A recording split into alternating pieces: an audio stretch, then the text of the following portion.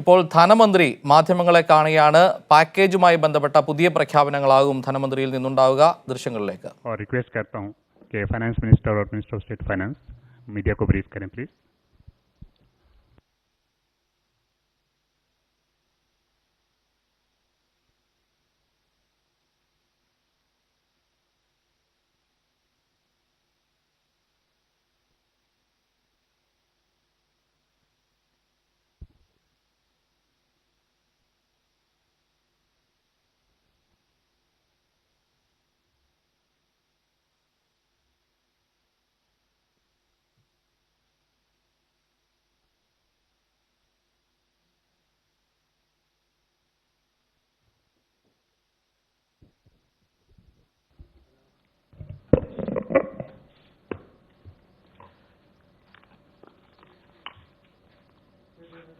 I'll draw your attention to the speech given on the 12th by the Honorable Prime Minister, who, referring to Atmanirbhar Bharat, had spoken about supply chain reforms and how technology-driven systems should work, and also how the demography will have to benefit from it. So deriving from all this, today, the third tranche of announcements which are being made is focusing on agriculture and allied activities. Agriculture, fisheries, dairy, animal husbandry, and allied activities. So which will also have some aspects of food processing and so on. See, the largest proportion of Indian population is dependent on agriculture even now. And of all those who are dependent on agriculture, nearly 85% of the operational holdings are held by small and medium-sized farmers. Small and actually marginal farmers. That is also referred to in the economic survey of 2020. However, it always goes to the credit of the Indian farmers who, against all adversities, be it of the monsoon or sometimes unwanted drought or some crop pestilence, in spite of all that, Indian farmer has always stood up to the challenge, endured a lot, and made India reach certain global benchmarks. Very quickly, I'll tell you, you are aware that India is the largest milk producer, largest jute producer, largest pulses producer, dals, variety of dals. It's also the second largest in global numbers, second largest in the production of sugarcane, in the production of cotton, groundnut, fruits, vegetables, and also in fisheries. India is also third globally placed in the production of cereals. So really, Indian farmers have really endured but made sure that his holdings may be small, but he would give us the highest yield. So today, we want to show you some of the slides also. Very quickly, without spending much time, I'll tell you what kind of support systems that we had established during the lockdown period, so that, as you are aware, keeping all the respects for social distancing and also ensuring all kinds of preventive measures are taken during the lockdown. It goes to the credit of our workers in the fields, our farmers, the peasants and the marginal farm landholders, that they almost concluded the Rabi crop harvest. And also many of the states have been successful in somehow pushing ahead with due procurement process. The crops have been largely procured in the wheat and the rice growing areas. The process is ongoing, but it goes to the credit of our rural population. So today, therefore, I'll also be showing you a slide a bit later on what we have done in the last 2 months to make sure that agriculture work was supported during the lockdown. Just the 2-month story. But otherwise, post that, I'd like to highlight what are we announcing today for supporting agriculture and allied activities. I'll be announcing 11 measures, 11 measures, and from among them, 8 of them relate to strengthening infrastructures, strengthening capacities, building better logistics, and so on. So 8 of them, 8 of the 11 relate to such things where government allocates money, activities will be undertaken in such a way that very quickly we can ramp up on storage capacities, logistics, and so on. The rest 3 today of the 11 will pertain to governance and administrative reforms. So that's the picture I'd like to put before you. But before we go to the slides, in Hindi.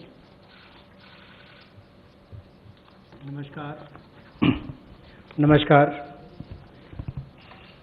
आत्मनिर्भर भारत अभियान में माननीय प्रधानमंत्री मोदी जी ने 20 लाख करोड़ का जो package दिया है, उसके ही आज तीसरे दिन की मीडिया ब्रीफिंग में हम आपके सामने उपस्थित हैं और आज कृषि के ऊपर ज़्यादा बात करेंगे। कृषि अगर किसान केंद्रित नहीं होगी, किसान कल्याण के लिए नहीं होगी, तो मुझे लगता है अधूरा रह जाता है। शायद यही कारण है कि प्रधानमंत्री मोदी जी ने इसका नाम भी कृषि किसान कल्याण मंत्रालय जैसा रखा था। तो किसानों के कल्याण के लिए लगातार पिछले 5-6 वर्षों में कदम उठाए गए, चाहे वो पीएम किसान योजना है कि साल में 6,000 रुपया किसानों के खाते में सीधा जाएगा, करोड़ों किसानों का आज सीधा उसका लाभ मिलता है। प्रधानमंत्री फसल बीमा योजना, बाढ़ सूखे के समय उनको भरपाई होना, सॉयल हेल्थ कार्ड बनाकर उनकी ज़मीन के बारे में बताना, ये बहुत सारे कदम पूर्व में उठाए गए। और पिछले कल भी जब हमने प्रवासी मजदूर उनकी समस्याओं को लेकर बहुत सारे मोदी सरकार की ओर से उनके लिए कदम उठाए, तो उसमें 2 बातें हमने फार्मर्स के लिए भी, किसानों के लिए भी कही थी। और उसमें 30,000 करोड़ रुपए की जो अतिरिक्त इमरजेंसी वर्किंग कैपिटल कार्यशील पूंजी की हमने बात कही, ये 90,000 करोड़ के अलावा थी, जो किसानों के लिए नाबार्ड के माध्यम से लगभग 3 करोड़ परिवारों को इसका लाभ मिलेगा। और 2 लाख क्रेडिट कार्ड बनाकर उनको लगभग 2 लाख करोड़ का जो हमने लाभ देना था 2.5 करोड़ किसानों को, उसकी विशेष मुहिम चलाई जाएगी। ये पिछले कल हम आपने आपके सामने रखा था। आज कुछ और कदम उस दिशा में हम उठाने वाले हैं, जिसके 11 बिंदु होंगे, उसकी जानकारी अब हम आपको देंगे। About yesterday's announcement, I think the slide has got enough to give you. I'll straight go over to covering today's announcements, but linkage with the 2 steps that I had announced yesterday for the agriculture, for the farmers' welfare, for the additional emergency working capital requirements through NABARD, which we would be infusing, and also to make sure that 2 lakh crore credit will be available in the Kisan credit card. Those were particular references to yesterday. Now we move over to today's, where we are coming up with, oh yes, sorry, before I go to that, in the last 2 months, very quickly, a number of measures have been taken to support farmers. Particularly additional steps that we had taken where the minimum support price purchases to an extent of 74,300 crores had taken place during the lockdown. 74,300 crores of purchases based on minimum support price happened during the lockdown, and also 18,700 crores have been transferred to the accounts of farmers directly into their accounts under the scheme PM Kisan Samman, and that is only during the 2 months. And then Fasal Bima Yojana claim payments have been cleared to the extent of 6,400 crores in the last 2 months. Bima Yojana claims, when a farmer wants to utilize and ask for the claim so that he gets the insurance money in his name, such claims totaling 6,400 crores have been cleared in the last 2 months. We now move to the steps that I want to announce today. There's additional steps also for the animal husbandry, which is worth recalling. Sorry about this. It's absolutely important to know that during the lockdown, all of you all would have been reporting also, media, that milk was being produced, and the usual restaurants and the hotels and the consumers were all under lockdown. So a lot of dairy industry people were put to severe difficulties. The milk was being thrown on streets saying our consumers are all locked down, they can't buy it from us. So during that period, 560 lakh per day of liters of milk, 560 lakh liters of milk were procured by cooperatives against the daily sale of 360 lakh liters which is produced per day. Now those were also utilized for a further amount of further 111 crore liters have also been extra procured over and above the usual quantities which come to the market. 4,100 crores have been paid on that account. So money goes to the hands of the milk producing farmers or dairy keepers. A new scheme also was utilized for interest subvention of about 2% per annum for dairy cooperatives. Additionally, 2% per annum of interest subvention also was provided to incentivize prompt payment, repayment and interest servicing. So, and this scheme is further to be continued, and this is expected to unlock 5,000 crores of additional liquidity benefiting 2 crore farmers. So this is something which was triggered during the lockdown so that farmers get the money in their hands. This is the impact which I'd like to draw your attention to. Can you finish that? कोविड-19 के दौरान पिछले 2 महीनों में बहुत सारे कदम किसानों के हित में उठाए गए और न्यूनतम समर्थन मूल्य देने के लिए लगभग 74,300 करोड़ रुपया खर्च किया गया, जो सीधा किसानों को गया है उनकी खरीद करने के लिए उत्पाद की।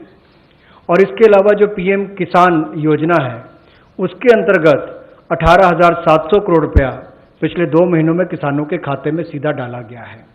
फसल बीमा योजना के माध्यम से भी जो उनके क्लेम्स मिलने थे वो 6,400 करोड़ रुपए के क्लेम किसानों को मिले हैं।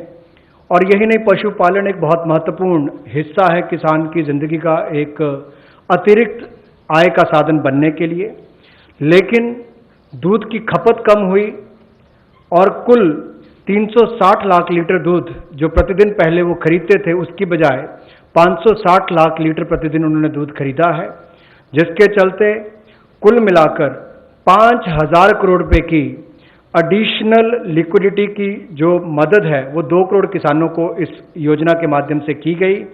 और कुल मिलाकर 2% जो है वो ब्याज अनुदान उनको दिया गया, और जिन्होंने जल्द पेमेंट की, प्रॉम्प्ट पेमेंट की है या इंटरेस्ट सर्विस समय पर किया है, उनको अतिरिक्त ब्याज अनुदान 2% और दिया गया है। तो कुल मिलाकर 2 करोड़ किसानों को 5,000 करोड़ रुपए का लाभ इसमें हुआ, उनको भुगतान हुआ है। और कुल मिलाकर 111 करोड़ लीटर एक्स्ट्रा प्रोक्योरमेंट इसमें हुई, जो लगभग 4100 करोड़ रुपए की है। Again, for the last 2 months, just to give you reassurance that some of the dates which we had extended for fisheries related activities, because many of them had overseas contracts in getting the brood stock or in getting some of the consignments which were coming from abroad, all the deadline extensions have been honored. The validity for SIPs, sanitary import permits for import of shrimp brood stock, was extended by 3 months. We have also condoned the delay of 1 month in the arrival of brood stock consignments, and for all the quarantine cubicles which were booked, but because of the delays, they were going to have to forfeit the monies that they paid. We allowed rebooking at no extra or additional charge. All this has been respected, and also the verification of the documents for grant of NOC for quarantining has also been relaxed from 7 days to 3 days. So very many measures which will help shrimp farmers, marine farmers and also coastal farmers, which were given the kind of extension because of the lockdown, have all been extended duly, and help and assistance have been extended as promised. So I want to underline the fact that registration of 242 registered shrimp hatcheries and also rearing hatcheries were expiring on 31st March. They have been extended by another 3 months without any additional burden on them.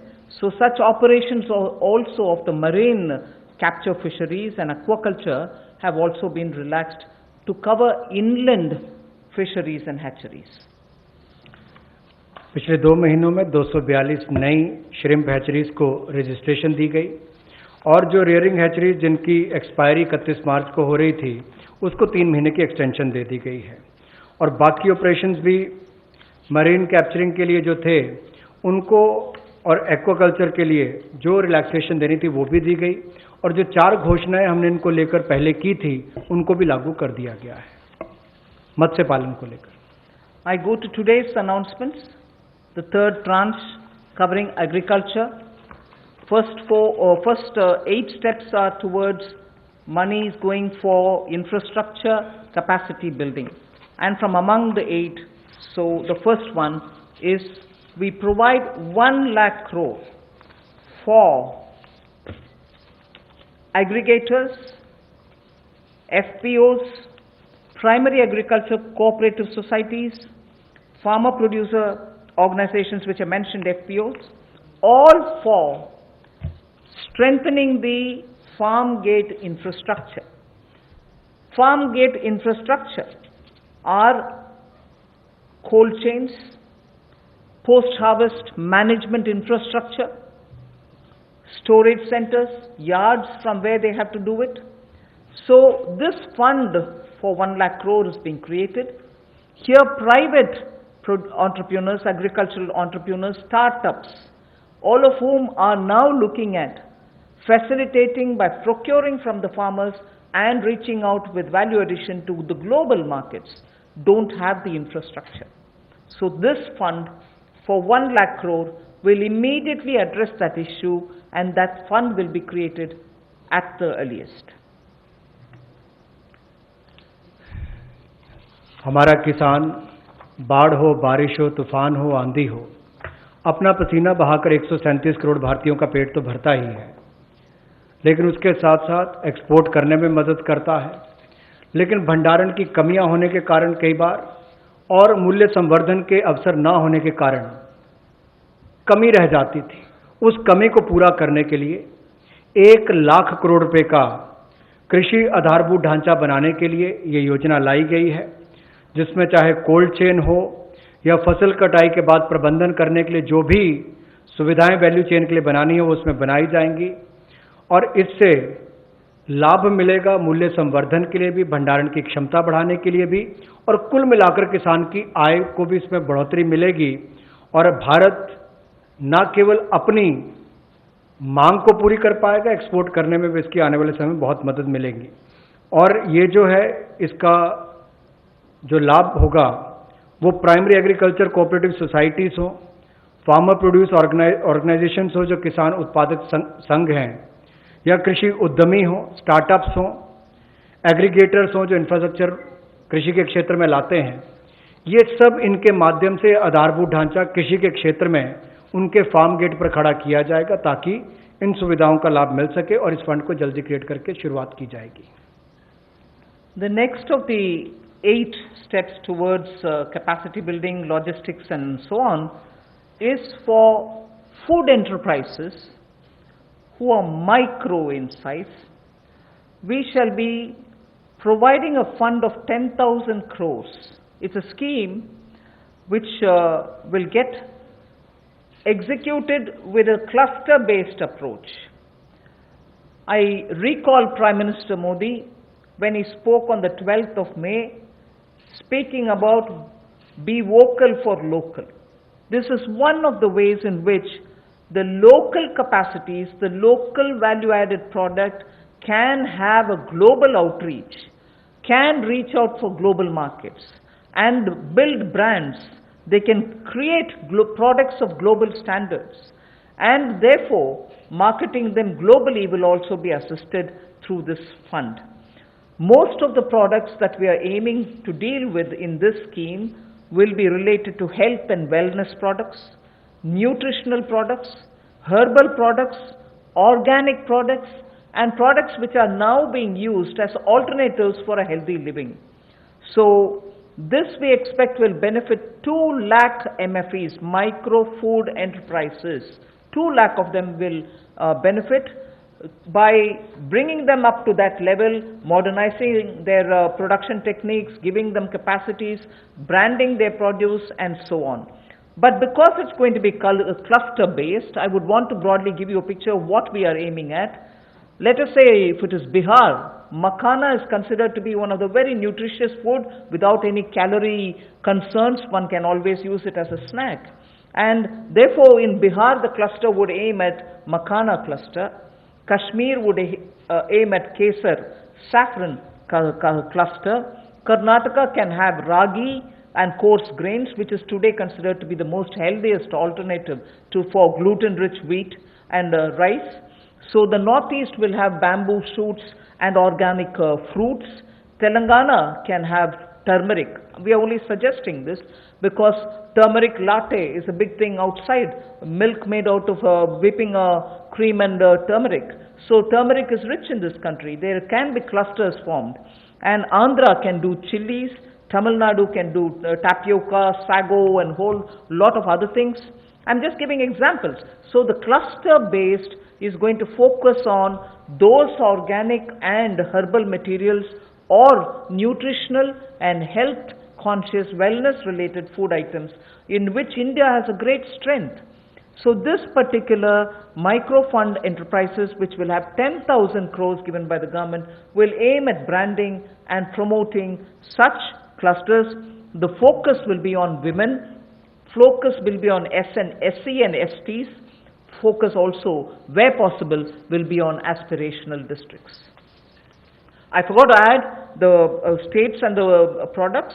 One Sampada, states which are rich in forestry produce, minor forestry produce, we can also have a cluster which will also benefit them. माननीय प्रधानमंत्री जी ने local के लिए vocal और local से global, ये अपने आत्मनिर्भर भारत के पूरे उस दिन के संबोधन में देश के सामने बात रखी। और उसी दिशा में एक और ये बड़ा कदम है कि किस तरह से असंगठित क्षेत्र के हमारे जो सूक्ष्म खाद्य संस्करण इकाइयां हैं उनको संगठित किया जा सके, उनकी टेक्नोलॉजी अपग्रेडेशन की जा सके, तकनीकी उनको जानकारी दी जा सके, ब्रांड बनाने में, मार्केटिंग करने में उनको लाभ मिल सके। और इसी कार्य के लिए सूक्ष्म खाद्य संस्करण इकाइयों के लिए 10,000 करोड़ रुपए की योजना हम ये लेकर आए हैं, जो क्लस्टर बेस्ड अप्रोच होगी। लगभग 2 लाख ऐसी सूक्ष्म खाद्य संस्करण इकाइयों को इससे लाभ मिलेगा। जब 2 लाख को मिलेगा तो समझ लीजिए लाखों लोग जो इससे जुड़े उनको भी रोजगार स्वरोजगार के अवसर मिलेंगे और आय के साधन भी बढ़ेंगे। तो किसानों के लिए एक बड़ी बात ये होगी। क्लस्टर बेस पे हमने इसलिए कहा कि मान लीजिए कश्मीर में केसर है, नॉर्थ ईस्ट में बैम्बू शूट्स हैं, आंध्रा में चिल्ली है, उत्तर प्रदेश का आम है, तमिलनाडु का टर्मिक है, ऐसे बिहार का मखाना हो। तो इस सब बातों को लेकर, यानी कि सभी राज्यों को तो आज नहीं कह सकते, लेकिन हर जगह जहां जहां जो क्लस्टर अप्रोच बनाई जा सकती है, इसके माध्यम से इनकी टेक्नोलॉजी अपग्रेडेशन भी होगी, मार्केटिंग ब्रांडिंग भी होगी, आय के साधन भी बढ़ेंगे। उस दिशा में बढ़ने के लिए 10,000 करोड़ रुपया इसके लिए प्रावधान किया गया है। I go to the third of the 8, which is looking at logistics capacity and other provision of facilities for under the Matsya Sampada Yojana, which was announced during the budget. Pradhan Mantri Matsya Sampada Yojana was announced during the budget, but clearly the amounts and the provisioning and also making sure that critical gaps are getting filled are all now getting through, and we are announcing it for execution immediately. What this would mean is for activities related to marine inland fisheries and also aquaculture, this money would be provided. We expect it will give employment for about 55 lakhs of people, and it will help in doubling India's export to reach 1 lakh crores. We also hope that this will bring in better standards in traceability, laboratory networks will be provided, fishing vessels, new fishing vessels can be given for fishermen and so on. New fishing harbors can also be built. And during the ban period, in the sense not the COVID ban period, but every year fishermen don't go to the sea during a certain period. At that during that period also they can get some kind of assistance. So personal boat and insurance for boats, both personal and also both can be insured. Insurance will be provided. So this we expect will lead to additional fish production of about 70 lakh tons over the next 5 years. Now everywhere, as I go on, I've done about 3, now I'll go to 4th, 5th and so on. Everywhere, the underlying principle is to empower people, give them resources so that they can produce for themselves and have a livelihood for themselves rather than go only on entitlements. Where entitlements are due, yes, they will be given. But largely, our focus is making sure India stands up on its own, India is able to be helped to stand up on its own, in turn generate more jobs and so on. So you find a lot more giving of empowering people through creation of skills, creation of logistics and so on. पिछले कल जब हमने 2.5 करोड़ किसानों के लिए किसान credit card के माध्यम से 2 लाख करोड़ रुपया देने की बात कही थी, तो उसमें मछुआरे और पशुपालकों की बात भी कही थी। उसी दिशा में आज एक और बड़ा कदम है, प्रधानमंत्री मत्स्य संपदा योजना। इसके माध्यम से इसके लिए हमने 20,000 करोड़ रुपए का ये योजना लेकर आए हैं और इसमें जो कमियां थी पूरी वैल्यू चेन में उसको पूरा करने का एक प्रयास है, ताकि हमारे मछुआरे भाई बहन इनको समुद्री और अंतर्देशीय मत्स्य पालन में इनका सम्मिलित विकास हो सके और उसको बल मिले। 11,000 करोड़ रुपया इसके लिए समुद्री और अंतर्देशीय मत्स्य पालन के लिए, एक्वाकल्चर की गतिविधियों के लिए मिलेगा और 9,000 करोड़ रुपया इसके आधारभूत ढांचे के विकास के लिए, चाहे वो फिशिंग हार्बर हो, कोल्ड चेन हो, मार्केटिंग की सुविधा हो, मंडियों की बात हो, इस सब के लिए उनको 9,000 करोड़ रुपए का प्रावधान किया जाएगा। और इससे हमारी जो फिश प्रोडक्शन है, मछली का उत्पादन है, वो भी अतिरिक्त मछली उत्पादन जो होगा वो 70 लाख टन अगले 5 वर्षों में होगा। 55 लाख लोगों को इससे रोजगार मिल पाएगा और 1 लाख करोड़ रुपए का एक्सपोर्ट होगा, जो लगभग दुगना हो जाएगा। तो आप कल्पना कीजिए कि आने वाले वर्षों में कितना लाभ रोजगार और एक्सपोर्ट यानी कि निर्यात के लिए भी इस योजना के माध्यम से मिलेगा। We move next to the 4th item of the 8 which I propose to put before you.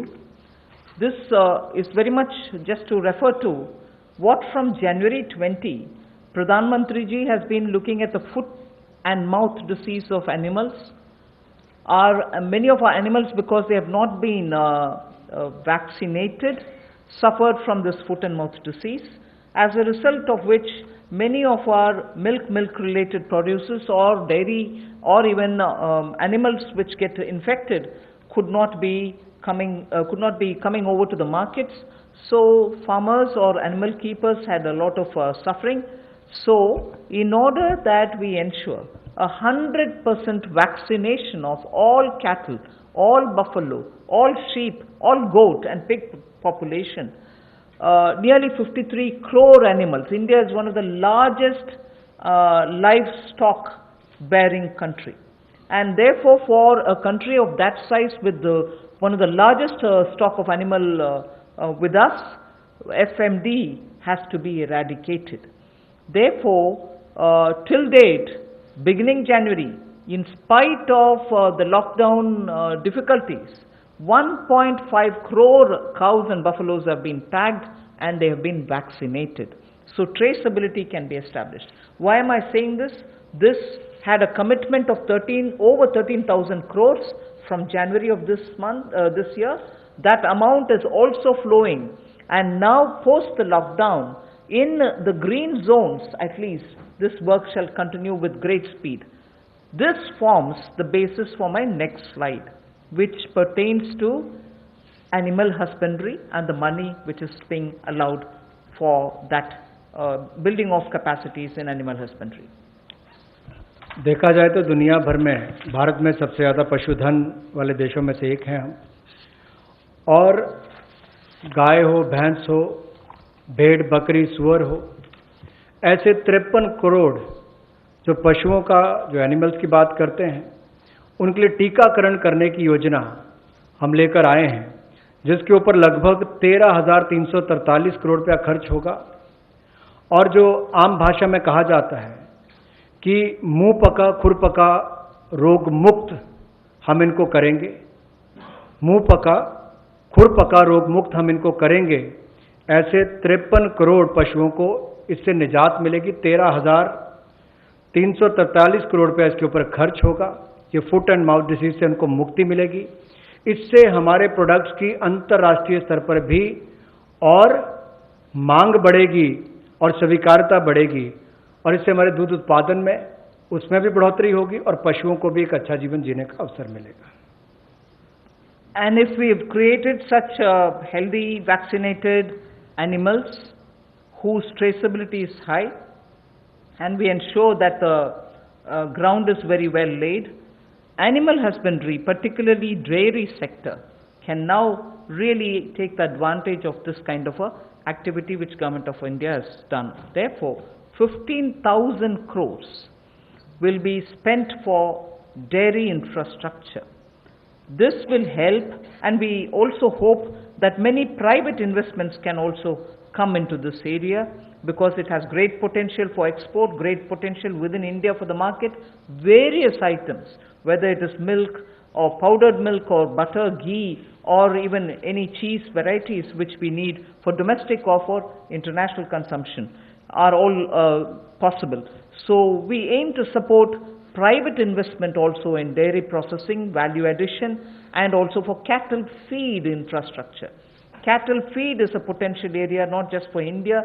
Export of cattle feed also has a lot of scope. And therefore, Animal Husbandry Infrastructure Development Fund of 15,000 crores is being established, and that can work as as an incentive. We can also give incentives for establishing of plants, industrial plants, for export of niche products, like the way I said, cheese or processed milk or milk powder or cream. Such units will have to be established, which are scientifically done, and standards can be established. So Government of India will also give incentives for such plants which will get established in India, where you have healthy animals, vaccinated animals, good milk being available. So dairy industry.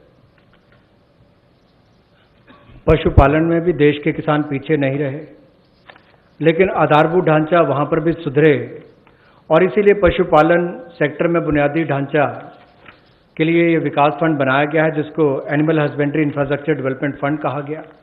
15,000 crore रुपए का प्रावधान इसमें किया गया है, ताकि जो दूध उत्पादन होता है उसकी प्रोसेसिंग करने के लिए इंडस्ट्री लग सके, मूल्य संवर्धन उसमें हो सके, वैल्यू एडिशन हो सके, और जो पशु चारे के लिए प्लांट्स हैं, कैटल फीड प्लांट्स हैं, वो भी बन सके, उसका इंफ्रास्ट्रक्चर भी खड़ा हो सके, ना केवल अपनी आपूर्ति के लिए, स्थानीय मार्केट के लिए, बल्कि एक्सपोर्ट करने के लिए भी इसमें बहुत अवसर मिलेंगे। इसके लिए 15,000 करोड़ रुपए का फंड ये पशुपालन सेक्टर के बुनियादी ढांचे के लिए दिया गया है। I move from here to the sixth point of the 8. Promotion of herbal cultivation. There is a National Medicinal Plants Board. 4,000 crores of rupees is getting allocated for this purpose. This board has already supported 2.25 lakh hectares of area under cultivation for medicinal plants. We think greater 10 lakh, up to 10 lakh hectares will also be brought in for herbal cultivation in the next 2 years, with an additional outlay of with an outlay of 4,000 crore, which is what I'm announcing now. And this will help generate at least 5,000 crores of income for those farmers who are engaged in this cultivation. Additional extents are also being expected to be brought in. But more importantly, we again refer to a speech by the Honorable Prime Minister where he had said on both the banks of the river Ganga, there can be herbal and medicinal plants grown so that it can benefit the local farmers. And these medicinal and herbal plants are now in great demand globally also. So this board will undertake about 800 hectares of area which will form a corridor along both the sides of river Ganga for growing of herbal and medicinal plants.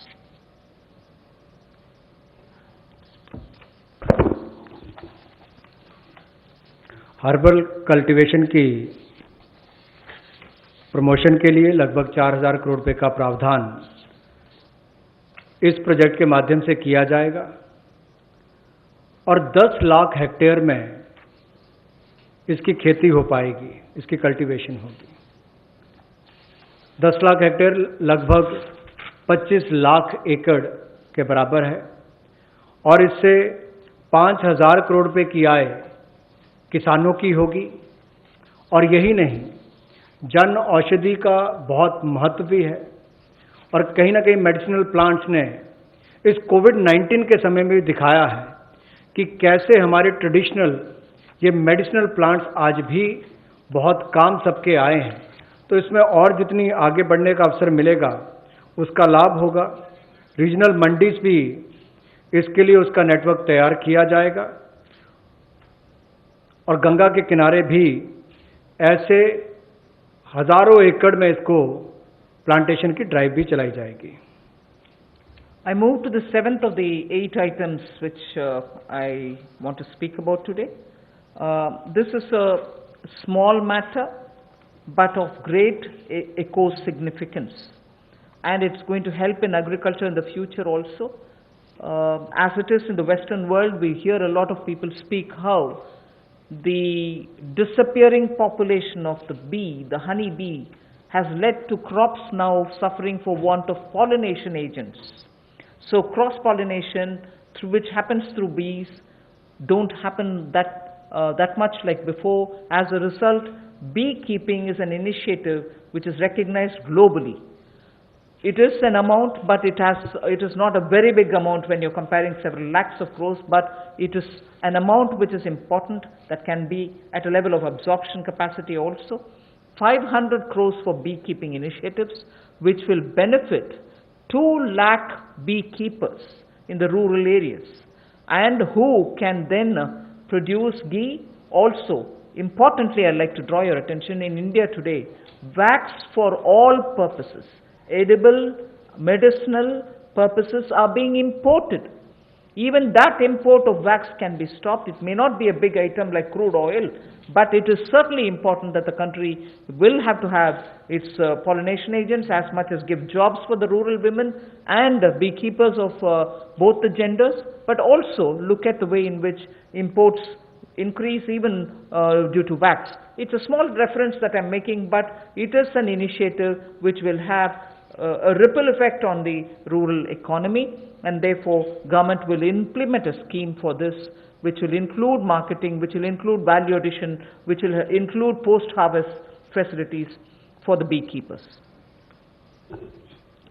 मधुमक्खी पालन को बढ़ावा देने के लिए 500 करोड़ रुपए की ये योजना लेकर आए हैं और इसके माध्यम से 2 लाख से ज़्यादा मधुमक्खी पालकों को उनकी आय में वृद्धि होगी और उपभोक्ताओं को बेहतर शहद भी मिलेगा।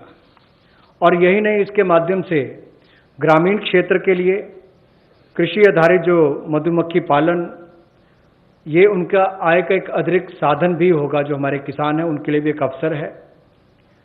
लोकल से ग्लोबल, उस दिशा में भी इसका एक बहुत बड़ा कदम हो सकता है कि ना केवल लोकल मार्केट के लिए, इसको निर्यात के लिए भी एक बड़े अवसर के रूप में देखा जा सकता है।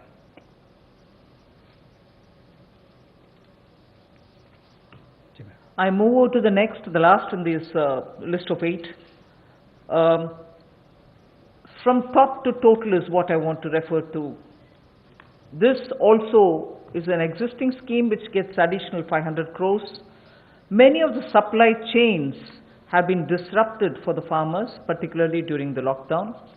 Operation Greens is a scheme which is running at the moment to take care of tomatoes, onions and potatoes which are being cultivated, which come to feed the cities, and they've had very serious implication because they are perishable and they had to have distress sales. So farm level support needs to be given, otherwise such distress cannot be prevented.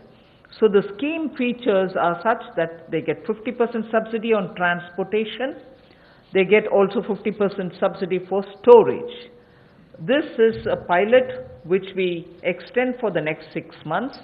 It will be expanded and also be extended once the pilot phase is cleared. But this is something which has been given an accent now post the lockdown, because during the lockdown, once the pilot phase is cleared. But this is something which has been given an accent now post the lockdown, because during the lockdown, vegetables were perishing, cities were wanting to have it, logistics affected, so there was a break in this value chain. Top to total योजना में 500 करोड़ रुपए का प्रावधान किया गया है। ये पहले अगर देखा जाए तो टमाटो, अनियन और पोटैटोज के लिए दी जाती थी कि आपके लिए टमाटर, प्याज, आलू इनके लिए प्रावधान था, लेकिन अब इसको बाकी सबके लिए भी संकट की घड़ी में जब कोविड-19 के समय इसको 6 महीने के लिए एक पायलट के रूप में देखा जाएगा और इसकी सफलता को देखकर इसको आगे और बढ़ाया जा सकता है।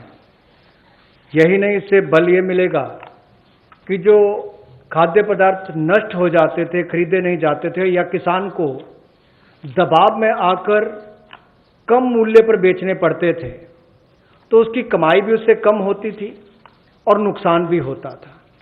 अब इससे किसान को लाभ मिलेगा और न केवल इसको टमाटर, प्याज और आलू तक सीमित रखा गया है, बाकियों को भी, इसको बाकी फल और सब्जियों को भी इसके अंतर्गत लाया गया है। इसमें 50% सब्सिडी जो है वो माल भाड़े पर यानी कि ट्रांसपोर्टेशन पर दी जाएगी और 50% सब्सिडी जो है वो स्टोरेज, अगर भंडारण करना होगा तो उसके लिए, इंक्लूडिंग कोल्ड स्टोरेज, यानी कि कोल्ड स्टोरेज में भी रखना होगा तो उसके लिए 50% सब्सिडी इसमें दी जाएगी ताकि वो अच्छे दाम पर समय आने पर बेच सके। I move over to speaking about the governance and administrative reform related matters now. There are 3 of them, and I go to the first one, which relates to Essential Commodities Act. The Essential Commodities Act is an act which exists from 1955. This is an act which is very important, especially when it was promulgated during those days where food shortages were common. Indian farmers were trying to produce but not adequately because of the agricultural impetus which was needed was just then beginning to be given. But however, when in 1955 it was passed, and subsequently also we had lived in days of shortages. Now what is happening is farmers are producing, there's abundance of crop. This abundance of crop sometimes also leads to issues because they would want to export. We don't permit them to export because we want to be sure that India prices don't go up. And because of the flip-flop, sometimes farmers don't get the benefit, some other times the consumers suffer.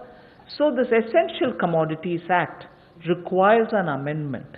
And that amendment will largely be towards making sure that cereals, edible oils, oilseeds, pulses, onions and potatoes will be completely deregulated. And therefore, unless there's an extraordinary situation, there will not be a requirement to invoke this Essential Commodities Act. Stock limits to be imposed will be imposed only under exceptional circumstances such as national calamities or famine, or if there is a huge surge in prices. Otherwise, there is no need for invoking it. So to that extent, limited to that extent, we would like to amend the Essential Commodities Act. No such stock limit shall apply for processors, because today value addition happens at the doorstep of the food processors. Suppose he's kept stocks, and if the Essential Commodities Act comes into force, even his premises are raided and whole lot of explanation is asked for. Even for food processing industry it becomes a problem. So no stock limit shall apply to processors or value chain participants, or subject to the installed capacity. If they keep a certain quantity, that should be all right. Beyond the capacity is a different issue. So any exporter also will be given that facility so that export demand is not affected. Farmers' prices can be not affected due to uncertainty created by this. So there will be an amendment to the Essential Commodities Act. The first of the three reforms. कृषि क्षेत्र में प्रतिस्पर्धा बढ़ाने के लिए और निवेश बढ़ाने के लिए, ताकि किसान को और ज़्यादा दाम अच्छे मिल सकें, इसके लिए उस कानून में बदलाव लाया जा रहा है जो 1955 से है। इसेंशियल कमोडिटीज एक्ट आवश्यक वस्तुओं के लिए जो बनाया गया था, कहने के लिए इसमें बदलाव होगा, लेकिन जैसे एमएसएमई की परिभाषा में बदलाव करके एक बहुत बड़ा बदलाव उस क्षेत्र में आया है, उसी तरह से इस बदलाव से किसानों की आय में बढ़ोतरी की बहुत सारी संभावनाएं बढ़ जाती हैं। जो कहीं ना कहीं उसको कम दाम पर बेचने के लिए एक तरह से रुकना पड़ता था, कई और इसके नुकसान भी होते थे। अब उसके लिए भी इसमें अवसर निकल कर आएंगे, जिससे आपके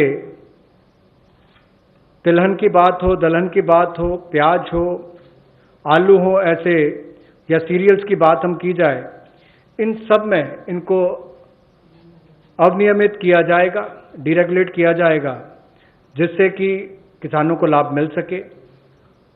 और अगर 100% वृद्धि खुदरा दाम में होती है जो हॉर्टिकल्चर के प्रोड्यूस हैं, या 50% की वृद्धि होती है जो गैर नाशवान पदार्थ हैं, नॉन पेरिशेबल हैं, तो उस समय में कदम उठाए जा सकते हैं।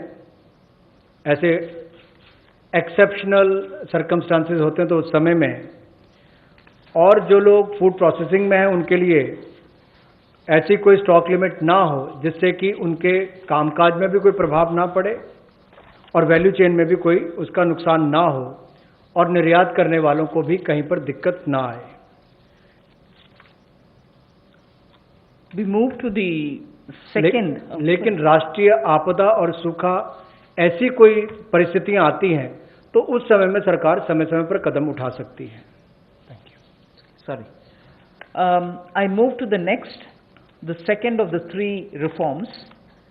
This is related to farmers and farmers getting adequate choice to sell their produce at an attractive price. We shall bring a central law so that farmers will be able to have the choice to sell his produce at an attractive price. He has no barriers in interstate trade. So the interstate trade at the moment is restricted. It should be barrier free. We also want to make sure there is a framework for him to have his produce e-traded. He should be able to engage in e-trading of his produce. So a certain amount, at the moment you know that he sells his produce only to licensees, holders of license, and this restriction has been one of the reasons why he is not able to find a fair price. Whilst I'll just give you one comparison. No other producer of any other produce in the manufacturing sector, for instance, is compelled to have to sell to only a certain set of licensees. Why should only farmers be restricted in selling his produce to only some licensees and not be open to sell it to whoever he wants to sell? So we want to give farmers the choice so that he'll be able to sell his products at an attractive price, have no barriers in interstate movement, and make sure that he is able to e-trade. So a central law is being proposed. जहां किसानों की आय दुगना करने के लिए मोदी जी की सरकार ने संकल्प लिया है, वहीं पर ये कदम उस दिशा में उठाए भी जा रहे हैं ताकि किसान या कृषि क्षेत्र एक अकेला ऐसा देखा जाता है जहां पर लाइसेंसी जो है उन्हीं को उनको सामान बेचना है, एपीएमसी के माध्यम से बेचना है, जिनके पास बाकी लाइसेंस है वहां तक सीमित रहना है, जबकि बाकी क्षेत्रों में ऐसा होता नहीं है। किसान को भी बेहतर दाम मिल पाए और अंतर्राज्यीय व्यापार भी इससे उनका हो आने वाले समय में, उसमें भी कोई दिक्कत ना आए, इसके लिए जो कानूनी व्यवस्था करनी पड़ेगी वो भी करेंगे और उसके उत्पादन के लिए, उसकी फसल के लिए उसको उचित मूल्य मिले, उस दिशा में एक बड़ा कदम ये उठाया गया है। और मुझे लगता है कि जो पिछला हमने एसेंशियल कमोडिटीज एक्ट की बात कही और अभी इस कदम की बात कर रहे हैं, जो एग्रीकल्चर मार्केटिंग रिफॉर्म्स की बात कर रहे हैं, इसमें बदलाव लाने की बात कर रहे हैं, इनसे बहुत बड़ा बल किसानों को मिलने वाला है। इस देश के करोड़ों किसान जिनको बेहतर आमदन हो सकती है इन बदलाव के कारण। The last of governance and administrative related reforms today, of the total 11 things that I said, 3 of them relate to reform related measures. The third is, we find that farmers do not have a standard mechanism which can be enforced for him to get a predictable price, a predictable sale of his produce, even before he starts sowing. So at the time of sowing, he goes in with uncertainties. He sows. If he is lucky and no monsoon or no other disaster reaches him, he is able to produce his produce, but doesn't get the right price, but doesn't know how much of it can be sold. So in order to bring in a certain certainty, which is obtainable prior to his sowing, well before every season, if he can be given a certain kind of a assured price, return, quantity, it will lead to a lot of fairness for the farmer. So we want to bring in a facilitative legal framework. Government of India will move in that direction to enable farmers for engaging with processors, food processors for instance, aggregators, large retailers and exporters, so that they will be able to fix their own fair price, be sure that he can certainly export, and also in the process benefit from better technology, better seeds, better assistance from the person who's going to buy it from him. So we would want to have an assurance in produce, in price and in quantity given to a farmer each time before he goes to sow his seeds. Rabi or Kharif, he should have well in advance an assurance of how much he would get for his crop, what is going to get sold, and what standard is he expected to produce. A legal framework is what we'll work at. किसानों के लिए सुविधाजनक एक ऐसा कानूनी ढांचा बनाने के लिए कि जिसमें जब वो बुआई करने जाता है तब उसको पता नहीं कि फसल के समय उसको क्या दाम मिलने वाला है, तो निश्चित आय उसकी हो, एश्योर्ड रिटर्न्स हो, इसके लिए क्या किया जाए, जोखिम रहित खेती कैसे हो या उसकी आय कैसे बेहतर हो सके, और गुणवत्ता के मानकीकरण जो हैं उनको बनाने की बात यहाँ पर कही गई है इस टोटल फ्रेमवर्क में, जिससे कुल मिलाकर किसान के जीवन में सुधार भी आएगा, आय को भी बल मिलेंगे और कहीं ना कहीं वो प्रोसेसर से, एग्रीगेटर से, बड़े खुर्दा व्यापारियों के साथ, निर्यातकों के साथ एक निष्पक्ष भाव के साथ, पारदर्शिता के साथ काम कर सकता है, ताकि किसान का उत्पीड़न ना हो। इस दिशा में कदम उठाया गया कि उसको एक ऐसा फ्रेमवर्क बनाकर दिया जाए कि कोई भोले भाले किसान का उत्पीड़न ना करे, भोले भाले मेहनती किसान का उत्पीड़न ना हो। उस दिशा में ये जोखिम रहित ऐसा कानून बनाकर दिया जाएगा ताकि उसको आय के साधन भी मिले, निश्चित आय भी मिले और उसका उत्पीड़न भी ना हो। उस दिशा में कदम उठाए जाएंगे, रिफॉर्म्स उस दिशा में ये कदम है। Thank you. I've completed my today's. Friends we can take some question, लेकिन अपने क्वेश्चन जो है वो 3 दिन की जो ब्रीफिंग हुई वहाँ तक लिमिटेड रखिए, क्योंकि किसी को मालूम नहीं है अभी मैडम अगले 2 दिन में क्या कवर करेंगे. So please limit your questions for 3 days briefing only. Okay, number 15.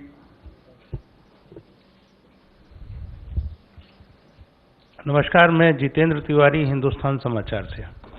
ये समर्थ भारत, या जिसको हम कहेंगे कि प्रधानमंत्री जी ने जो योजना बनाई और जितनी भी घोषणाएं हुई हैं वो बहुत अच्छी हैं, और अमेरिका से लेकर हम लगभग चौथी ऐसे देश हैं कि जिसने जीडीपी का 10% दिया है. लेकिन समस्या यहाँ ये आती है कि भारत में जिस तरह की व्यवस्थाएं, जो आपकी योजनाएं हैं, घोषणाएं हैं, वो नीचे तक पहुंचने में बहुत समय लगाती हैं, और जो अफसरशाही और भ्रष्टाचार है वो उसको वहां तक इम्प्लीमेंट नहीं होने दे पाता है. लोगों तक उस जो तबका है उसको इन योजनाओं का लाभ मिले, उसके लिए क्या एक मैकेनिज्म है. दूसरा कि पूरा इस समय हम देखते हैं कि ग्लोबल में एक प्रो चाइना, एक एंटी चाइना है. तो हम जिस तैयारी में लगे हैं उसके लिए जो इंफ्रास्ट्रक्चर चाहिए इस देश को, और जिस तरह की इस सब सिचुएशन है, तो उसके लिए भारत सरकार ने क्या कोई रणनीति, कोई योजना बनाई है?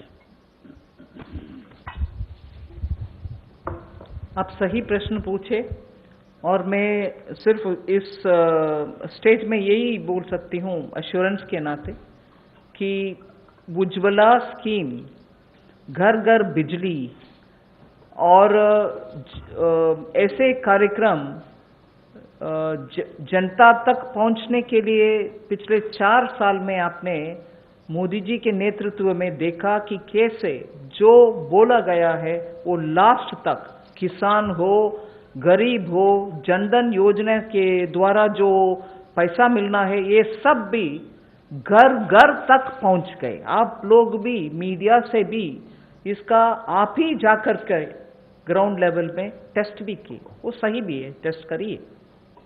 पहुंचाना, इसमें आप मोदी जी के सरकार के अचीवमेंट्स आपको मालूम है.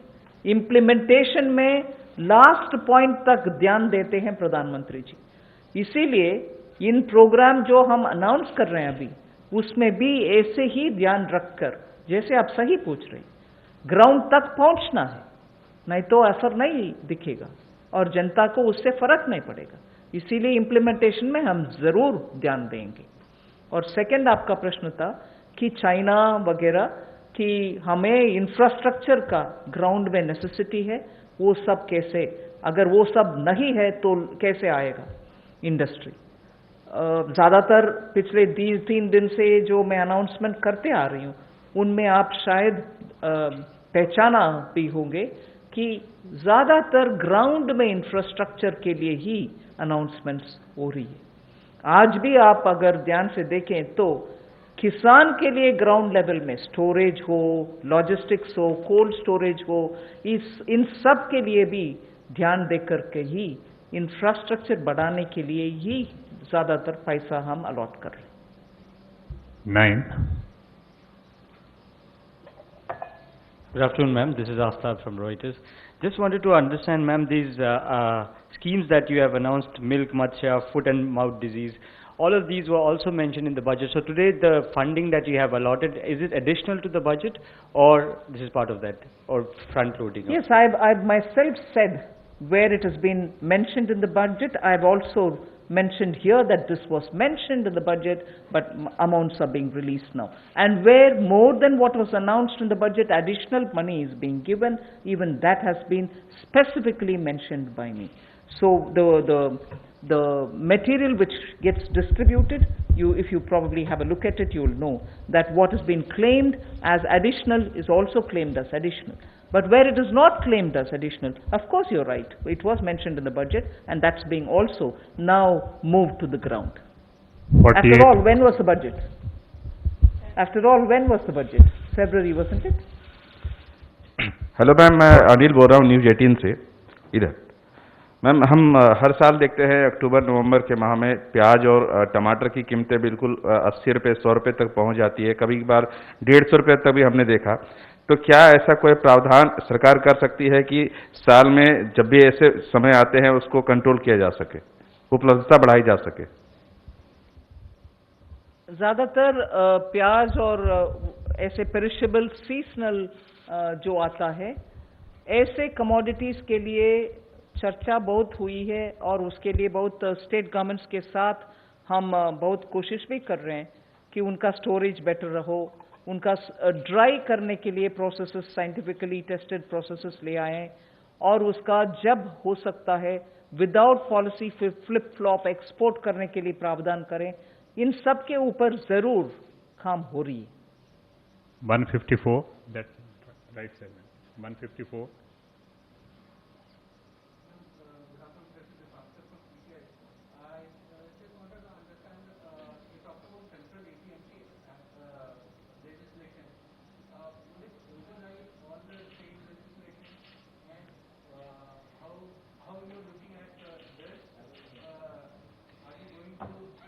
Do you want to answer? Do you want to answer? I think the Constitution gives it clearly. The central law will prevail over. If it's a concurrent subject, if the law of the state is not in consonance with the central law, unless the center gives its approval to that, the central law will prevail in a concurrent situation. So in this case, it's a major reform which is being done, that the farmer is being allowed to sell his produce to whomever, to wherever he wants to. And interstate also is being allowed. So this will help in reducing the prices and also help in creating infrastructure. Just to add, interstate trade is a central subject. Please take note of that also. 50. Was mentioned there that it's just important for the farmer also to have a choice if he wants to sell it to some other state. And interstate, since it comes under the central provision, a direct central law will be made so that the farmer has that option.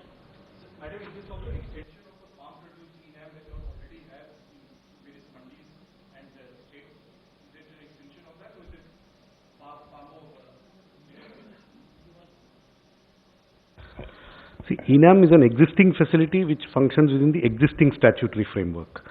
When a new enabling legal framework comes up, the scope of ENAM and its ability to transact will be much wider. 52, yeah. Ma'am Pranay Upadhyay from ABP news. Ma'am अभी तक आप जितना भी process और जितनी भी planning कर रहे थे वो 5 ट्रिलियन इकोनॉमी के गोल को लेके कर रहे थे। इस कोविड क्राइसिस के बाद क्या कोई असेसमेंट है कि हम उस टारगेट को बाय 2024 5 ट्रिलियन इकोनॉमी के टारगेट पे ऑन ट्रैक हैं, या ये जो मेजर्स किए हैं आपने इससे वो गोल कितना अचीवेबल होता है या कहाँ डिफरेंस है? अभी मेरा ध्यान कोविड के वजह से जहां अपॉर्चुनिटी है, जहां आवश्यकता है इंटरवेंशन करने के लिए, आवश्यकता इसीलिए कि अगर वैल्यू चेन टूटा पड़ा है उसको रेस्टोर करने के लिए, एंटरप्राइजेस को फर्दर लिक्विडिटी का आवश्यकता है तो उसको एक्सटेंड करने के लिए, और इस बहाने और इस संदर्भ में अगर चैलेंज को हम अपॉर्चुनिटी के नाते सिस्टम को इम्प्रूव करने के लिए, टेक्नोलॉजी ले आने के लिए ये मौका मिलता है और उससे जनता को सुविधा है, किसान को सुविधा है, हम क्यों ना ले आए। इसीलिए opportunity is being identified for both where help is needed and where newer technology driven options can be brought in, both are being attended to. So at this stage we are concentrating on that. 25. Ma'am, the former Finance Minister Chidambaram has said that you are including the liquidity-related measures or monetary stimulus with the fiscal stimulus package. And where in the world it is being included in the fiscal stimulus package? So your thought? First, I'll give you opening remarks. The details can be had from the secretaries. We also look at how the world has been claiming what they're doing. We've also gone into the details of looking at who's included what stimulus into their package announcement. And so, for an example, when we are announcing ours. And incidentally, if I'm saying tax refunds are being given, we are not including tax refunds. And if you had noticed during my presentation, I said it's your money, the taxpayers' money. I'm giving that back to you. Only that I'm not delaying, I'm not sitting over it. I'm not going to spread it over the year. I will give it to you now because money should reach your hands now. And I did mention even then that tax refund monies have not gone into our calculation in claiming what we are giving as a stimulus. So every way possible, I try to explain some things which I announce now, with a larger intention of reaching money in the hands of people, their money maybe, but clearly saying it's their money, it's not mine. Thinking that, obviously you have understood, that when ധനമന്ത്രി Nirmala Sitharaman Covid പാക്കേജുമായി ബന്ധപ്പെട്ട് മൂന്നാം ഘട്ട പദ്ധതികളെ പറ്റി പ്രഖ്യാപിക്കുകയായിരുന്നു. പ്രത്യേകിച്ച് കൃഷിയുമായി ബന്ധപ്പെട്ട കൃഷി, മൃഗസംരക്ഷണം, മത്സ്യബന്ധനം എന്നിവയുമായി ബന്ധപ്പെട്ട 11 പാക്കേജുകളാണ് ഇന്ന് പ്രധാനമായും നിർമ്മല സീതാരാമൻ പ്രഖ്യാപിക്കുകയും ചൂണ്ടിക്കാണിക്കുകയും ചെയ്തത്. വാർത്തകളിലേക്ക് കടക്കുകയാണ്. രണ്ടാം സാമ്പത്തിക പാക്കേജിന്റെ മൂന്നാം ഘട്ടത്തിൽ കൃഷിക്കും അനുബന്ധ മേഖലയ്ക്കും പദ്ധതികൾ പ്രഖ്യാപിച്ച് നിർമ്മല സീതാരാമൻ രംഗത്ത്. കാർഷിക അടിസ്ഥാന സൗകര്യ വികസനത്തിന് 1 ലക്ഷം കോടി പ്രഖ്യാപിച്ചു എന്നതാണ് ഏറ്റവും പ്രത്യേകമായി ചൂണ്ടിക്കാണിക്കാനുള്ളത്. ഭക്ഷ്യമേഖലയ്ക്കും മത്സ്യബന്ധന മേഖലയ്ക്കും 20,000 കോടി രൂപയും പ്രഖ്യാപിച്ചു. ക്ഷീരമേഖലയ്ക്ക് 15,000 കോടിയും പ്രഖ്യാപിച്ചു. ദില്ലിയിൽ നിന്ന് സന്തോഷ് സെല്ലിംഗ് ചേരുകയാണ്. സന്തോഷ്, സ്വയം പ്രഖ്യാപിത ഇന്ത്യ എന്ന മുദ്രാവാക്യവുമായാണ് പുതിയ സാമ്പത്തിക പാക്കേജ് കേന്ദ്രം നടപ്പാക്കുന്നത്. അതിന്റെ മൂന്നാം ഘട്ട പ്രഖ്യാപനമാണ് ഇന്ന് നിർമ്മല സീതാരാമൻ. ഏറ്റവും ഈ സ്വയം പര്യാപ്തതയിലേക്ക് എത്തേണ്ടതിൽ ഏറ്റവും അനിവാര്യമായ മേഖലകൾ കൂടിയാണ് കൃഷിയും മൃഗസംരക്ഷണവും മത്സ്യബന്ധനവും. ഇന്ന് പ്രഖ്യാപിച്ച പദ്ധതികൾ എന്തൊക്കെയാണ്? അത് എത്രത്തോളം രാജ്യത്തിന് ഗുണകരമാകും?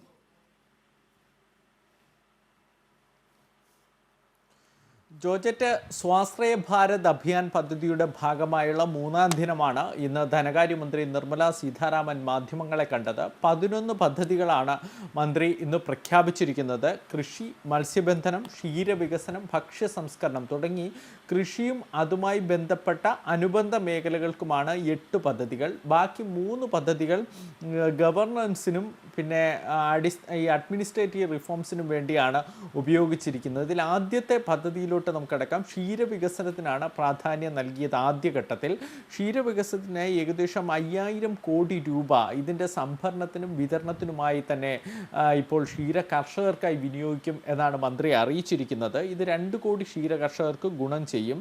ഈ 2020-2021 സാമ്പത്തിക വർഷം തന്നെ ഈ 5,000 കോടി രൂപയുടെ പദ്ധതി പ്രാബല്യത്തിൽ വരും. ഏകദേശം 2% പലിശ ഇളവോട് കൂടിയായിരിക്കും വാർഷിക പദ്ധതി നടപ്പിൽ വരിക എന്നാണ് മന്ത്രി അറിയിച്ചത്. കാരണം ലോക്ക്ഡൗൺ സമയത്ത് ഈ പാലിൻ്റെ ആവശ്യം വളരെ കുറഞ്ഞു. എന്നാൽ ഉൽപ്പാദനം കൂടിയിട്ടുണ്ട്, പക്ഷേ പാലിൻ്റെ ആവശ്യം കുറഞ്ഞു. ഇത് ക്ഷീര കർഷകർക്ക് വലിയ തിരിച്ചടിയായിട്ടുണ്ട്. അതുകൊണ്ടാണ് ആ മേഖലയ്ക്ക് വേണ്ടി മാത്രമായി ഇങ്ങനെയൊരു പദ്ധതി പ്രഖ്യാപിച്ചിരിക്കുന്നത്. ഈ ക്ഷീര കർഷകരുടെ പദ്ധതിയോടൊപ്പം തന്നെ പറയാവുന്നതാണ് 5ാമത് അവർ പ്രഖ്യാപിച്ച മൃഗസംരക്ഷണ മേഖലയ്ക്കുള്ള പദ്ധതികൾ. മൃഗസംരക്ഷണ മേഖലയ്ക്ക് വികസന ഫണ്ടായി ഒരു 15,000 കോടി രൂപയാണ് ഇപ്പോൾ ഈ സ്വാശ്രയ ഭാരത് അഭിയാൻ പദ്ധതിയിൽ മാറ്റിവച്ചിരിക്കുന്നത്. ഈ 15,000 കോടി ഇതിൻ്റെ കന്നുകാലികളുടെ പ്രതിരോധ കുത്തിവയ്പ് അടക്കമുള്ളവയ്ക്കും അവയ്ക്ക് ആഹാരത്തിനുമായി ഏകദേശം 13,343 കോടി ഉൾപ്പെടുന്നതാണ്. അതും ഈ ക്ഷീര കർഷകർക്ക് ഗുണം ചെയ്യും എന്നാണ് മന്ത്രി പ്രഖ്യാപിച്ചുകൊണ്ട് അറിയിച്ചത്. പൊതുവെ എന്തായാലും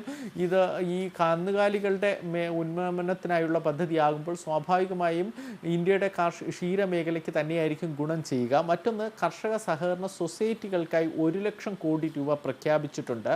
അത് കോൾഡ് സ്റ്റോറേജ്, പിന്നെ കാർഷികോൽപ്പന്നങ്ങളുടെ സംഭരണം എന്നിവ നിർമ്മിക്കാനും ശക്തമാക്കാനും സഹായിക്കും എന്നാണ് ഈ പദ്ധതിയിലൂടെ ലക്ഷ്യം വയ്ക്കുന്നതായി ധനമന്ത്രി നിർമ്മല സീതാരാമൻ അറിയിച്ചിരിക്കുന്നത്. 3ാമത്തെ പദ്ധതി ചെറുകിട ഭക്ഷ്യ സംസ്കരണ യൂണിറ്റുകളാണ്. ഇവയ്ക്കായി 10,000 കോടി രൂപയാണ് ഇപ്പോൾ മാറ്റിവച്ചിരിക്കുന്നത്. മത്സ്യത്തൊഴിലാളികൾക്ക് വേണ്ടി മാത്രമായി പ്രധാനമന്ത്രി മത്സ്യസംബോധന യോജന സമ്പന്നന യോജന പ്രകാരം 20,000 കോടി വിനിയോഗിക്കും എന്നാണ് അറിയിച്ചിരിക്കുന്നത്. 1 ലക്ഷം കോടിയുടെ കയറ്റുമതിയാണ് ഈ മേഖലയിൽ മാത്രം ഇത്തരം തുക വിനിയോഗിക്കുന്നതിലൂടെ ലക്ഷ്യമിടുന്നതെന്നും മന്ത്രി വ്യക്തമാക്കി. ഇത് കഴിഞ്ഞാൽ പിന്നെയുള്ളത് ഔഷധ കൃഷി വികസനമാണ്. ഔഷധ കൃഷി വികസനത്തിന് ഏകദേശം 4,000 കോടി രൂപയാണ് മാറ്റിവെച്ചിരിക്കുന്നത്. 2 വർഷം കൊണ്ട് ഔഷധ കൃഷി മാത്രമായി 1 ലക്ഷം ഹെക്ടർ ഭൂമിയെങ്കിലും കണ്ടെത്തും. ഈ 1 ലക്ഷം ഹെക്ടർ ഭൂമിയിൽ ഔഷധ കൃഷി സസ്യങ്ങളുടെ കൃഷി നടത്തും. എന്ന് മാത്രമല്ല, ഗംഗയുടെ തീരത്ത് ഏകദേശം 800 ഏക്കർ ഭൂമി കണ്ടെത്തി ഔഷധ കൃഷിയുടെ ഒരു കോറിഡോർ തന്നെ രൂപീകരിക്കും എന്നും ഇപ്പോൾ പ്രഖ്യാപിച്ചിരിക്കുന്നു. 7ാമത്തെ പദ്ധതിയായി തേനീച്ച കർഷകർക്ക് വേണ്ടി ഒരു 500 കോടിയുടെ സഹായമാണ് അറിയിച്ചിരിക്കുന്നത്. 2 ലക്ഷം കർഷകർക്ക് പ്രയോജനം ചെയ്യും. ഈ തേനീച്ച കർഷകരുടെ അടിസ്ഥാന സൗകര്യ വികസനത്തിനും തേനീച്ച സംഭരണത്തിനുമാണ് ഈ തുക വിനിയോഗിക്കാൻ കഴിയുക എന്നാണ് വ്യക്തമാക്കിയിരിക്കുന്നത്. മറ്റൊന്ന്, ഈ കാർഷിക ഇടനിലക്കാരുണ്ട്. കാരണം കാർഷിക ഉൽപ്പന്നങ്ങൾ കർഷകരിൽ നിന്ന് നേരിട്ട് വാങ്ങി അത് വിതരണം ചെയ്യുകയും അത് സംഭരിക്കുകയും ചെയ്യുന്ന വിഭാഗം, അവർക്ക് വേണ്ടി അവരുടെ അടിസ്ഥാന സൗകര്യ വികസനത്തിനായി ഒരു 500 കോടി രൂപയും വകയിരുത്തിയിട്ടുണ്ട്. ഇത്രയുമാണ് ഈ കൃഷിയും അനുബന്ധ മേഖലയ്ക്കുമായി പ്രഖ്യാപിച്ച പദ്ധതികൾ. മറ്റൊന്ന്, നേരത്തെ അവർ ചൂണ്ടിക്കാണിച്ചതുപോലെ ഈ ഗവേണൻസിന് വേണ്ടിയാണ്. സ്വാഭാവികമായി ഈ സർക്കാർ അഡ്മിനിസ്ട്രേറ്റീവ് ആവശ്യം. സന്തോഷ്, ദയവായി തുടരുക. ഇപ്പോൾ നമുക്കിപ്പം മന്ത്രി കെ രാജു കൂടി നമുക്കൊപ്പം ചേരുന്നുണ്ട്. മിനിസ്റ്റർ, ധനമന്ത്രി ഇന്ന് കൃഷിയുമായി ബന്ധപ്പെട്ടാണ് ഇന്ന് പുതിയ പദ്ധതികൾ പ്രഖ്യാപിച്ചത്. 1 ലക്ഷം കോടി രൂപ കൃഷിക്ക് വേണ്ടി മാത്രമായി വകയിരുത്തിയിരിക്കുന്നു, സഹകരണ സംഘങ്ങളുടെ പ്രവർത്തനങ്ങൾക്ക് ഉൾപ്പെടെ. പക്ഷേ സ്വയം നമ്മുടെ ഈ സാമ്പത്തിക പാക്കേജ് അനുസരിച്ച് കൃഷിയാണ് ഏറ്റവും പ്രധാനപ്പെട്ട ഒരു മേഖല. ആ മേഖലയ്ക്ക് ഈ 1 ലക്ഷം കോടി ഇന്ന് മുഴുവൻ പ്രഖ്യാപിച്ച പദ്ധതികൾ ഏകദേശം ഒരു 2-2.5 ലക്ഷം കോടിയോളം മാത്രമാണ്. അത് വളരെ കുറഞ്ഞു പോയോ? ഏത് നിലയിൽ ഇന്നത്തെ പ്രഖ്യാപനങ്ങളെ വീക്ഷിക്കാൻ കഴിയുന്നു? ഇന്ന് പ്രഖ്യാപിച്ച കൃഷി അനുബന്ധ മേഖല, മൃഗസംരക്ഷണം, ക്ഷീരമേഖല, ആ പ്രഖ്യാപനങ്ങളെയൊക്കെ സ്വാഗതം ചെയ്യുന്നു. പക്ഷേ നാം കാണേണ്ടത്, ഇപ്പോ കൃഷി അനുബന്ധ മേഖലയായിട്ടുള്ള മൃഗസംരക്ഷണ മേഖലയിലെ ഒരു പരിപാടി പറയുന്നത് നമ്മുടെ ദേശീയമായി തന്നെ 53 ലക്ഷം മൃഗങ്ങൾക്ക്, കന്നുകാലികൾക്ക് കുളമ്പ് രോഗത്തിന്റെ കുത്തിവയ്പ് നടത്തും എന്നാണ് പറയുന്നത്. ഇവിടെ കേരളത്തിൽ കുത്തിവയ്പ് ഇപ്പൊ തന്നെ സൗജന്യമായിട്ട് എല്ലാ കന്നുകാലികൾക്കും കുത്തിവയ്പ് നമ്മൾ നടത്തി വരികയാണ്. എല്ലാ കന്നുകാലികൾക്കും കുത്തിവയ്പ് നടക്കുന്നുണ്ട്. അതിന് കേന്ദ്ര സഹായവും സഹായത്തോടുകൂടി നമ്മളെല്ലാം നടപ്പിലാക്കുമ്പോൾ നടപ്പിലാക്കിക്കൊണ്ടിരിക്കുന്ന ഒരു പദ്ധതിയാണ്. അത് ആവർത്തിച്ച് ഇപ്പൊ വീണ്ടും പറഞ്ഞിട്ടുണ്ട് എന്നുള്ളതേ ഉള്ളൂ. മറ്റൊന്ന്, ഈ പദ്ധതികൾ പ്രഖ്യാപിച്ചതെല്ലാം നല്ലതാണെങ്കിൽ പോലും ഇപ്പൊ ഈ ലോക്ക്ഡൌണുമായി ബന്ധപ്പെട്ട് ബുദ്ധിമുട്ടിലായ കർഷകന്, അത് ക്ഷീരമേഖലയിലെ ആയാലും അതല്ലെങ്കിൽ മൃഗസംരക്ഷണ മേഖലയിലെ ആയാലും മറ്റു മേഖലകളിലെ കർഷകരായാലും അവർക്ക് പുതിയതായി ആരംഭിക്കാൻ കഴിയത്തക്ക രീതിയിൽ അവർക്കുണ്ടായിട്ടുള്ള ഈ നഷ്ടം നികത്തി കൊടുക്കാൻ, അതിന് യാതൊന്നും തന്നെ അതിനകത്ത് പറയുന്നില്ല. ഇപ്പോഴുണ്ടായിട്ടുള്ള നഷ്ടം നികത്തി കൊടുക്കുന്നതിന് ആവശ്യമായിട്ടുള്ള ഒന്നിനെ സംബന്ധിച്ച് ഈ പ്രഖ്യാപനത്തിൽ പറയുന്നില്ല. അതോടൊപ്പം തന്നെ പുതിയതായിട്ട് സംരംഭങ്ങൾ ആരംഭിക്കുന്നതിന് കർഷകന്റെ മക്കൾ നേരിട്ട് പണം കിട്ടുന്ന രീതിയിൽ ഉള്ള കാര്യങ്ങളെ സംബന്ധിച്ചും ഒന്നും പറയുന്നില്ല. സഹകരണ സ്ഥാപനങ്ങൾക്ക് കൊടുക്കും എന്നാണ് പറയുന്നത്. അപ്പോൾ സഹകരണ സ്ഥാപനങ്ങളുമായി ബന്ധപ്പെട്ട് ഇന്നലെ പ്രഖ്യാപനങ്ങൾ വന്നു. മുമ്പും കേന്ദ്ര ഗവൺമെന്റ് പല പ്രഖ്യാപനങ്ങളും നടത്തിയിട്ടുണ്ട്. പക്ഷേ സാധാരണഗതിയിൽ സഹകരണ മേഖലയും അതുപോലെ തന്നെ ബാങ്കിങ് മേഖലയിലുമെല്ലാം പല കാരണങ്ങളാൽ ന്യായങ്ങളുമെല്ലാം പറഞ്ഞ് കർഷകർക്ക് ആ പണം ലഭ്യമല്ലാത്ത സ്ഥിതിയാണുള്ളത്. അപ്പോൾ ആ സാഹചര്യത്തിൽ ഈ പറയുന്ന ഇന്നിപ്പോ പ്രഖ്യാപിച്ചിട്ടുള്ള ആനുകൂല്യങ്ങൾ തന്നെ എത്രമാത്രം ഫലപ്രദമായി കർഷകന്റെയും അതിനെ ആശ്രയിച്ചു കഴിയുന്ന മറ്റു മേഖലയിലെ ആളുകളെ കിട്ടും എന്നുള്ള കാര്യത്തിൽ ഇപ്പോഴും സംശയം നിലനിൽക്കുക. സംശയം കിട്ടാൻ ഇടയില്ല എന്നാണ് വിശ്വസിക്കാൻ വേണ്ടി കഴിയുന്നത്. മറ്റൊന്ന്, നമ്മള് ഈ ലോക്ക്ഡൌൺ കഴിഞ്ഞതിന് ശേഷം നമുക്ക് കൃഷിയും മറ്റു കാര്യങ്ങളിലേക്കും തിരിച്ചു പോകണമെങ്കിൽ കർഷകന് അതിന് ഉള്ള സാമ്പത്തിക സഹായം ലഭിക്കണം. കർഷകന് സാമ്പത്തിക സഹായം ലഭിക്കത്തക്ക രീതിയിലുള്ള പദ്ധതിയൊന്നും പറഞ്ഞിട്ടില്ല. ഇപ്പൊ പശുവിനെ വാങ്ങാനായാലും അല്ലെങ്കിൽ മൃഗങ്ങളെ സംരക്ഷിക്കുന്ന കാര്യത്തിലായാലും അതിനെല്ലാം കർഷകന് സാമ്പത്തിക സഹായം നേരിട്ട് കിട്ടാൻ വേണ്ടി കഴിയണം.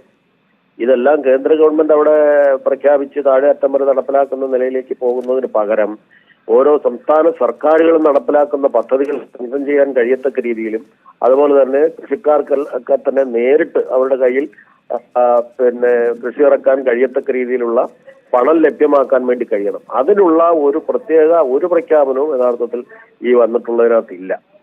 അതാണ് ആദ്യ പ്രതികരണം എന്നുള്ള രീതിയിൽ എനിക്കതുമായി വകുപ്പ് മന്ത്രി എന്ന നിലയിൽ കൂടി മൃഗസംരക്ഷണവുമായി ബന്ധപ്പെട്ടും ക്ഷീരവികസനവുമായി ബന്ധപ്പെട്ടും ഇന്നത്തെ പാക്കേജുകൾ നിരാശാജനകമാണ്, പുതിയതായി ഒന്നും ഇല്ല എന്ന് തന്നെയാണോ?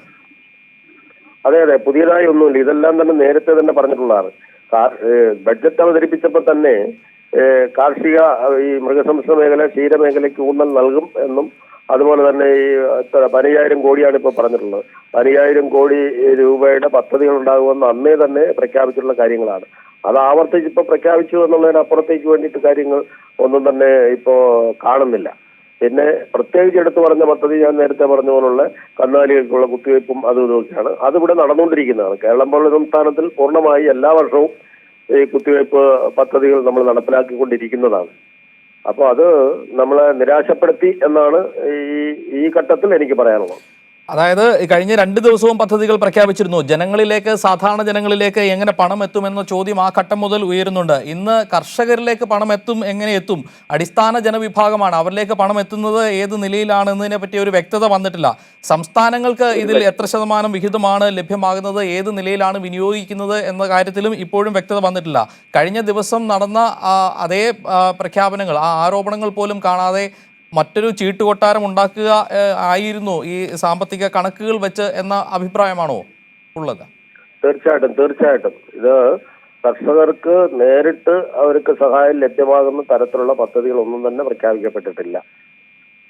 അതാണ് ഇന്നത്തെ ഈ പ്രഖ്യാപനത്തിന്റെയും പ്രത്യേകതയായിട്ട് എനിക്ക് കാണാൻ വേണ്ടി കഴിയുന്നത്.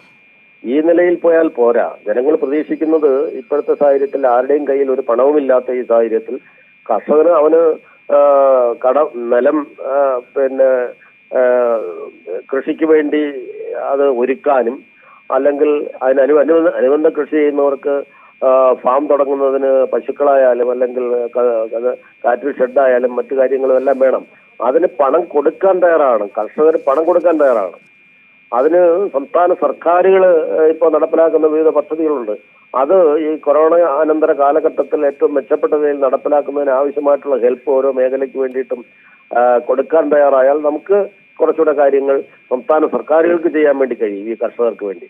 ഇത് കേന്ദ്രത്തിന്റെ സാധാരണക്കാർക്കൊന്നും കിട്ടാനും പോകുന്നില്ല, സംസ്ഥാനങ്ങൾക്കൊട്ട് കൊടുക്കത്തുമില്ല എന്നുള്ള ഒരു നയമാണ് ഇപ്പോഴും അവർ പിന്തുടരുന്നത് എന്നാണ് ഈ പ്രഖ്യാപനങ്ങൾ കൊണ്ട് മനസ്സിലാക്കാൻ വേണ്ടി കഴിയും. വളരെ നന്ദി ഈ അവസരത്തിൽ പ്രതികരിച്ചതിന് മിനിസ്റ്റർ.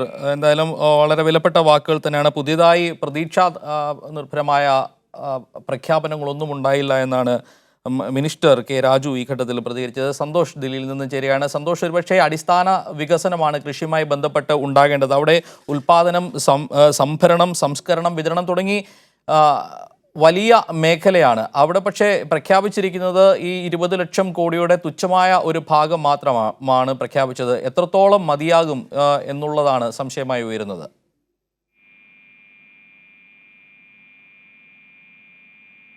ജോർജറ്റ്, ഇത് ആദ്യം തന്നെ പറയാം, ഇതെല്ലാം കഴിഞ്ഞ ബഡ്ജറ്റിൽ, അതായത് ഫെബ്രുവരി മാസം കേന്ദ്ര ബഡ്ജറ്റിൽ അവതരിപ്പിച്ച പദ്ധതികളാണ്. ഇന്നിപ്പോൾ ധനമന്ത്രി നിർമ്മല സീതാരാമൻ തൻ്റെ 3-ാം ദിവസത്തെ പാക്കേജ് അവതരണത്തിന് ശേഷം നടത്തിയ വാർത്താസമ്മേളനം ശ്രദ്ധിച്ചാൽ മതി. അതിന് അവസാനം മാധ്യമപ്രവർത്തകർ ചോദിക്കുന്നുണ്ട്, ഇതിൽ പലതും കഴിഞ്ഞ ബഡ്ജറ്റിൽ വന്നതാണല്ലോ എന്ന്. അത് മന്ത്രി സമ്മതിക്കുകയും ചെയ്തിരിക്കുന്നു. നിർമ്മല സീതാരാമൻ അതിന് മറുപടി നൽകിയത് അതേ ബഡ്ജറ്റിൽ വന്നത് തന്നെയാണ്. പക്ഷേ ഫെബ്രുവരി മാസം പ്രഖ്യാപിച്ചെങ്കിൽ പോലും പിന്നീട് അത് ഫീൽഡിലേക്ക്, അതായത് പ്രാവർത്തികമാക്കി തുടങ്ങിയിട്ടില്ലല്ലോ എന്നൊരു ന്യായീകരണമാണ് മന്ത്രി പറഞ്ഞത്.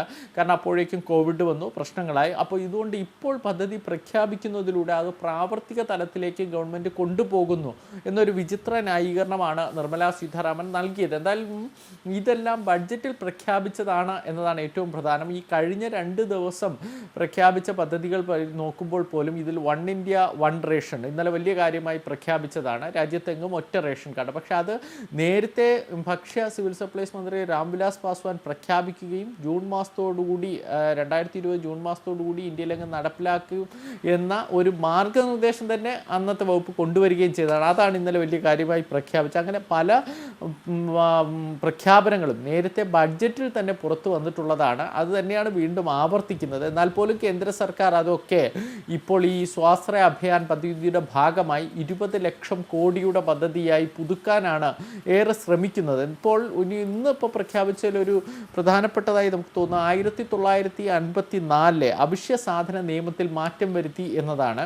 അതായത് നേരത്തെ ഈ അവശ്യ സാധന നിയമം പ്രകാരം ഈ പ്രളയം അടക്കമുള്ള വലിയ സാമൂഹ്യ ദുരന്തങ്ങൾ ഉണ്ടാകുന്ന സമയത്ത് സംഭരിക്കാനും ശേഖരിക്കാനുമുള്ള പച്ചക്കറികളുടെ അളവിലുമൊക്കെ കേന്ദ്ര സർക്കാർ നിയന്ത്രണം കൊണ്ടുവന്നിട്ടുണ്ട്. അപ്പോൾ അധിക വിലയ്ക്ക് വിൽക്കുന്നതൊക്കെ തടഞ്ഞിരുന്നു. ഇതിനാണ് നിയമം കൊണ്ടുവന്നത്. ആ നിയമത്തിൽ ഉൾപ്പെട്ടിരുന്ന ഭക്ഷ്യവസ്തുക്കളെ ഇപ്പോൾ അതിൽ നിന്ന് മാറ്റിയിട്ടുണ്ട്. അതിലൂടെ കർഷകർക്ക് അവരുടെ വില ഓരോ ഭക്ഷ്യവസ്തുക്കൾക്ക് നിശ്ചയിക്കാമെന്നാണ് മന്ത്രി പറയുന്നത്. ഇപ്പോൾ അതിൽ നിന്ന് മാറ്റിയത് പയറുവർഗ്ഗങ്ങൾ, തക്കാളി, ഉള്ളി, ഉരുളക്കിഴങ്ങ്, എണ്ണക്കുരുക്കൾ ഇതൊക്കെ ഈ അവശ്യ വസ്തുക്കളുടെ നിയമത്തിൽ നിന്ന് മാറ്റിയിട്ടുണ്ട്. സ്വാഭാവികമായി ഇനി ഇത് കർഷകർക്ക് സംഭരിക്കാം, എത്ര വേണമെങ്കിലും, അല്ലെങ്കിൽ മറ്റ് ഇടനിലക്കാർക്ക് സംഭരിക്കാം.